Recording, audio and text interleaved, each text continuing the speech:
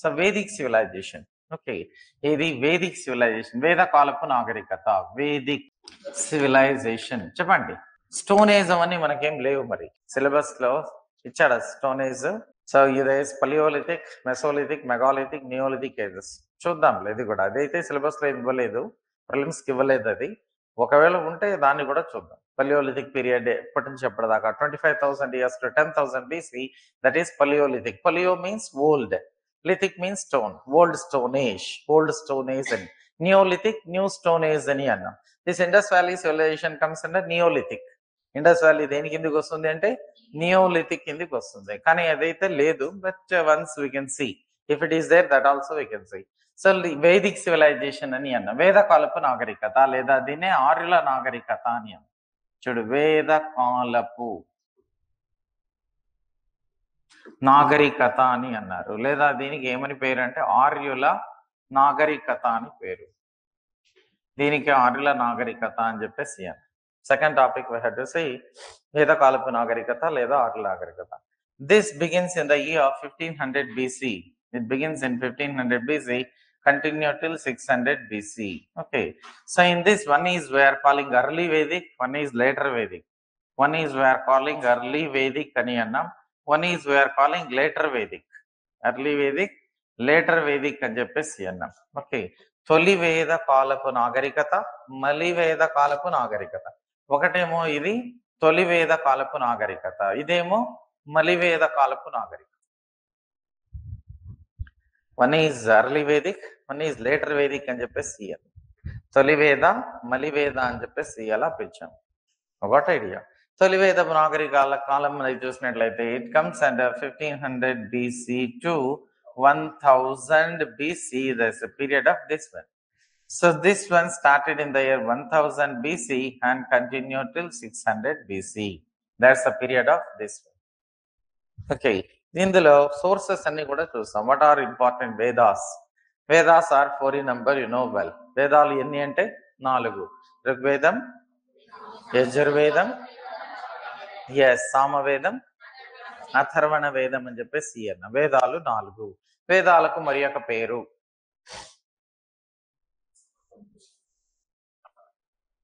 Puranas are different, Upanishads are different. Puranas are 18 in number. అష్టాదశ పురాణాలు. అష్ట అంటే 8, దశ అంటే 10. అష్టాదశ అంటే 18 పురాణాస్ ఆర్ దేర్. బ్రహ్మ పురాణ is the first one, Brahmanda Purana is the last one. Upanishads are different. Upanishad అంటే సిట్ బిఫోర్ మాస్టర్, గురువు ముందు కూర్చోమని అర్థం. గురు శిష్యుల మధ్య జరిగిన సంభాషణలే ఉపనిషత్తులు. మనం ఏ ఉపనిషత్తు నుంచి సత్యమే వజయతే తీసుకున్నాం? మండకోపనిషత్. ఎక్కడి నుంచి తీసుకున్నామంటే సత్యమేవ జయతే. ఓకే, సత్యమేవ జయతే అనేదాన్ని మండకోపనిషత్తు నుంచి తీసుకున్నాం. అసతోమా సద్గమయ, తమసోమా జ్యోతిర్గమయ, మృత్యోర్మా మృతం గమయ ఎందులో నుంచి తీసుకున్నాం? బృహదారణ్యక ఉపనిషత్. బృహదారణ్యక ఉపనిషత్ నుంచి తీసుకున్నట్లుగా అట్లా ఉపనిషత్స్ అని అంటాం. గుర్తుందా? ఉపనిషత్. వేదాలకు మరి ఒక పేరు ఏమిటి అంటే సంహితాలు. ఏమని అన్నారు? ఆ సంహితాలని అన్నారు. దీనికి అపౌరుషేయాలని అన్నారు. ఏ ఒక్కరి చేతనో రాయబడలేదు, చాలా మంది ఋషులు మునులు రాశారని, అందువల్ల వీటికి అపౌరుషేయాలు అని కూడా పేరు. Vedas are also called apaurusheyas, otherwise they are also called Samhitas అని అన్నాం. ఏమన్నారు? సంహితాలు అని కూడా పేరున్నట్లుగా తెలుస్తుంది. వేదాలు ఋగ్వేదము, యజుర్వేదము, సామవేదము, అథర్వణ వేదము. మనకి ఎగ్జామినేషన్ లో ఏ వేదంలో ఏం బ్రాహ్మణాలు ఉన్నాయని అడగొచ్చు, లేదా ఏ వేదంలో ఎన్ని శ్లోకాలు ఉన్నాయని అడగొచ్చు, లేదా ఏ వేదం ఏం చెప్తుంది అని అడగొచ్చు. ఫర్ ఎగ్జాంపుల్, గాయత్రి మంత్రం ఋగ్వేదంలో ఎన్నవ మండలంలో ఉంది అంటాడు. 3rd మండల. ఋగ్వేదంలో 3rd మండల. ఋగ్వేదంలో 10వ మండలం పురుష సూక్త ఏం చెప్తుంది? ఋగ్వేదంలో 8 అష్టకాలు, 10 మండలాలు ఉన్నాయి. There is the 10th మండల. పురుష సూక్త said about చాతుర్వర్ణ వ్యవస్థ. చాతుర్వర్ణ వ్యవస్థను గురించి తెలియజేస్తుంది. బ్రాహ్మణ, క్షత్రియ, వైశ్య, శూద్ర వీటిని తెలియజేసేది ఏంటంటే పురుష సూక్త. From cosmic God only this varnas emerged like that it says. Okay, cosmic God, సృష్టికర్త ముఖం నుండి ఉద్భవించిన వాళ్ళు బ్రాహ్మణులు. బాహువుల నుండి ఉద్భవించిన వాళ్ళు క్షత్రియులు. తొడల నుంచి ఉద్భవించిన వాళ్ళు వైశ్యులు. పాదాల నుండి ఉద్భవించిన వాళ్ళు శూద్రులు అని తెలియజేస్తుంది. ఎక్కడ తెలియజేయబడింది? పురుష సూక్త. ఆంధ్ర అనే పదం జాతినామం అని ఎందులో చెప్పబడింది? ఐతరేయ బ్రాహ్మణ. ఋగ్వేదంలోని ఐతరేయ బ్రాహ్మణాన్ని చెప్తా. అట్లా ఇందులో మరి అర్లీ వేదిక్ మనం చూస్తాం, లేటర్ వేదిక్ చూస్తాం. Early Vedic only one source is Rigveda. The only source for early Vedic society is Rig Veda. Remaining all Vedas, they became sources to know the history of this later Vedic only. At the same time, we are going to see Upavedas. Upavedas are 4 in number. Ayurveda, Dhanurveda, Gandharva Veda, Shilpa Veda. And Vedangas are 6 in number. Siksha, Kalpa, Nirukta, Jyotisha, Vakarana, Chandas. So what they say? What Siksha says? Okay, శిక్ష అనేది ఏం చెప్తుంది, కల్ప ఏం చెప్తుంది, నిరుక్త ఏం చెప్తుంది, వ్యాకరణ, ఛందస్ ఇవన్నీ ఏమేం చెప్తాయి అనేది చూస్తాం. We are going to see Itihasas, otherwise epics. They are 2 in number. One is the Mahabharata and one is the Ramayana. Epics అని అన్న వీటిని లేదా ఇతిహాసాలు. రామాయణం, మహాభారతం. రామాయణంలో శ్లోకాలు ఎన్ని ఉన్నాయి? How many slokas are there in Ramayana? Okay, the Ramayana and the Mahabharata. One is the Ramayana and one is the Mahabharata. Mahabharata. These two are called epics ani annam. Epics. Epics ani annam. Itihasalu. Itihasalu. Itihasalu ani annam. Epics ani annam. Itihasalu. The Ramayana consists of 24,000 slokas. 24,000 శ్లోకాలు ఉన్నాయి ఇందులో. 7 కాండాస్ are there. 7 కాండాలు ఉన్నాయి. వీటి యొక్క భాగాలను కాండాలు అని అన్నారు. ఇందులో 1,00,000 శ్లోకాలు ఉన్నాయి. ఇందులో 1,00,000 shlokas they are there and 18 parvas are there in this. 18 పర్వాలు ఉన్నాయి. Mahabharata, how many parvas means 18 parvas they are there in that. 1,00,000 శ్లోకాలు ఉన్నాయి. రామాయణ రాసిందేమో సెయింట్ వాల్మీకి అయితే, Mahabharata that was written by Veda Vyasa. వేద వ్యాసా's original name, వేద వ్యాసా's original name Krishna Dvaipayana. Krishna Dvaipayana, that's the original name of so this one Mahabharata. మహాభారతాన్ని తెలుగులో అనువదించింది Nannaya Tikkana Errapragada. Nannaya translated 2.5 parvas. Tikkana, how many parvas were translated by Tikkana? 15 parvas. Only half parva that is translated in Telugu by Errapragada. Nannaya Tikkana Errapragada. In the examination, నన్న ఎవరి ఆస్థానంలో, తిక్కన ఎవరి ఆస్థానంలో, ఎర్రాప్రగడ ఎవరి ఆస్థానంలో అని అడుగుతాడు. ఎర్రాప్రగడ ఎవరి ఆస్థానంలో నివసించాడు అని అడుగుతాడు. సో మనకు ఎన్ని పర్వాలని అడగడు, ఎర్రాప్రగడ ఎవరి ఆస్థానంలో నివసించాడు అంటే you have to know so whose court they lived previously. Okay, Nannaya lived in the court of Rajaraja Narendra. Tikkana lived in the court of Manumasiddhi II. Errapragada lived in the court of Prolaya Vema Reddy. గుర్తుందా? అలా నీకు each and everything we have to know. So రెండవ topic మనం ఏం చూస్తామంటే ఆర్యుల నాగరికత అని అన్నాం. వేద కాలపు నాగరికత లేదా దీన్ని ఏమంటామంటే ఆర్యుల నాగరికత. వేద అనే పదం విద్ అనే సాంస్క్రిట్ పదం నుంచి వచ్చింది. వేద అనే పదం ఏ పదం నుండి వచ్చింది అంటే విద్ అనే సాంస్క్రిట్ వర్డ్ నుంచి వచ్చింది. విద్ అనగా జ్ఞానము లేదా తెలుసుకోవడం. ఆర్య అనగా, Arya means noble or respected, గౌరవమైన అని అర్థం. ఆర్య అంటే గౌరవమైన అని అర్థం ఉన్నట్లుగా తెలుస్తుంది. గుర్తుందా? సో మనకు ఇండస్ వ్యాలీ సివిలైజేషన్ అనేది ఫస్ట్ టాపిక్ అయితే ఆర్యుల నాగరికత అనేది రెండవది.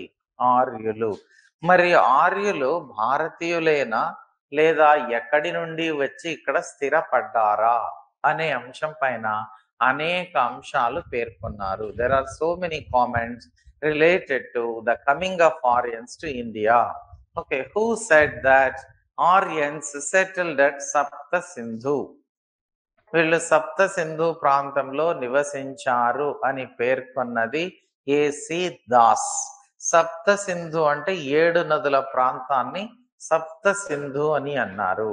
ఓకే, అట్లా మనకు ఎగ్జామినేషన్ లో కామెంట్స్ అడుగుతాడు. ఓకే, వీళ్ళు సప్త సింధు వాసులు అని, సప్త సింధు ప్రాంతంలో నివసించారు అని పేర్కొన్నది ఎవరంటే ఏసి దాస్ అనేతను పేర్కొన్నట్లుగా తెలుసు. సప్త సింధు నదులు ఏమున్నాయి అని అన్నట్లయితే 7 నదులు: Indus, Jhelum, so Ravi, Beas, Sutlej, okay, Saraswati, Indus, Jhelum, Chenab. So these are the rivers. Okay, మనకు ఎగ్జామ్ లో పాత పేరేంటి, కొత్త పేరేంటి, ఇవన్నీ కొత్త పేర్లు. These are all new names.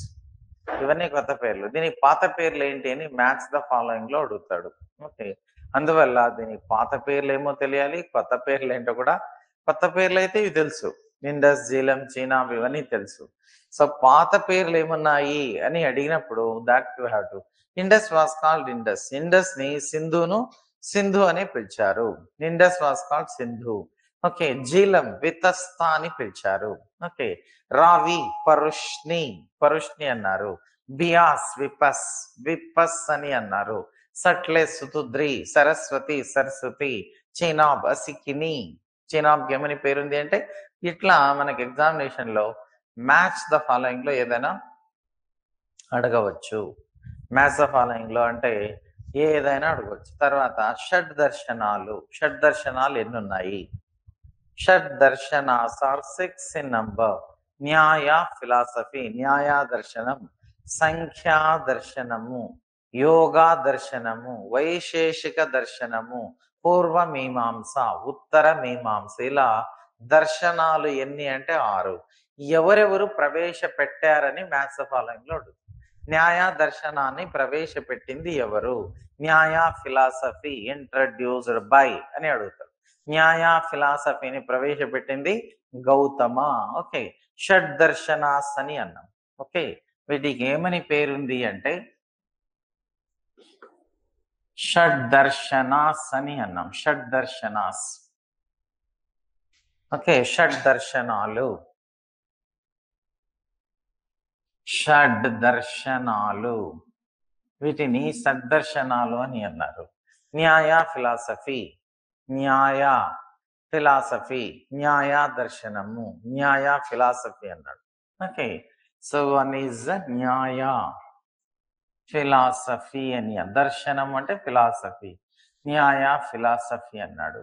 సంఖ్యా ఫిలాసఫీ, సంఖ్యా philosophy, yoga philosophy, yoga, Vaisheshika philosophy, Vaisheshika philosophy, పూర్వ మీమాంస,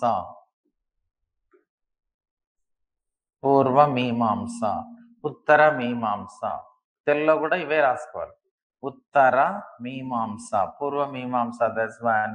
ఉత్తర మీమాంస,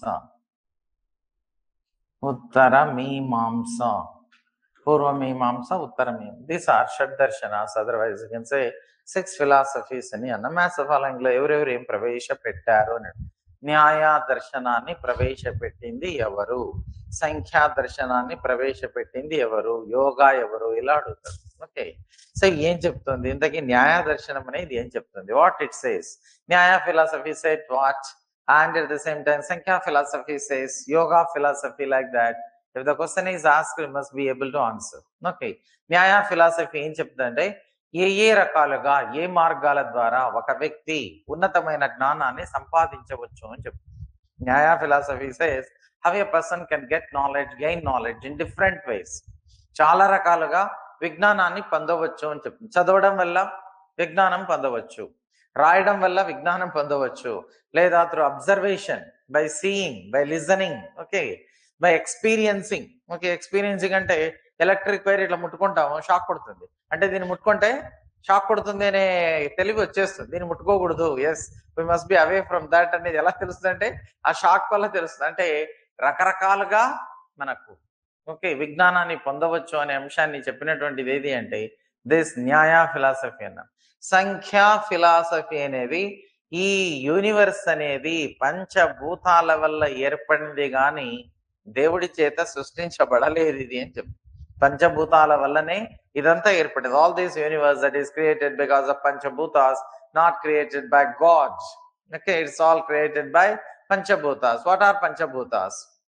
నేల, నీరు, అగ్ని, వాయు, ఆకాశం, ఇవన్నిటిని ఏమంటాం?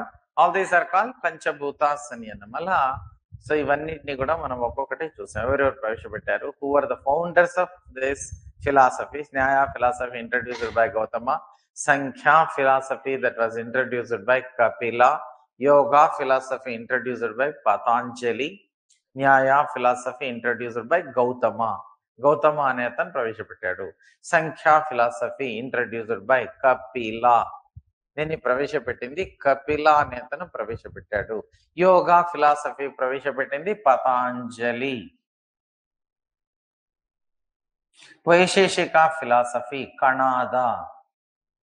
కణాద, పూర్వ మీమాంస జైమిని, ఉత్తర మీమాంస బాదరాయణ.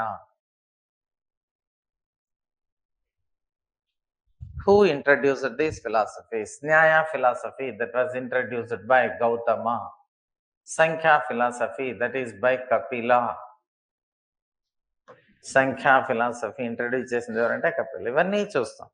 అర్లీ వేదిక్ సొసైటీ ఎలా ఉంది, లేటర్ వేదిక్ సొసైటీ ఎలా ఉంది, సోషల్ కండిషన్స్ ఎలా ఉన్నాయి, అడ్మినిస్ట్రేషన్ ఎలా ఉంది, వాళ్ళ కాయిన్స్ ఏమున్నాయి, ఓకే, అదే రకంగా రిలీజియస్ కండిషన్స్ ఏ రకంగా ఉన్నాయి. So early Vedic later Vedic differences ఏమున్నాయి, what differences are there between. So తొలివేద మలివేద కాలానికి సంబంధించి సో వ్యత్యాసాలు ఏమున్నాయి, ఇవన్నీ అంశాలన్నీ కూడా ఇందులో చూస్తాం. Got idea? So this Vedic civilization, this is one of the important area we are going to see this one.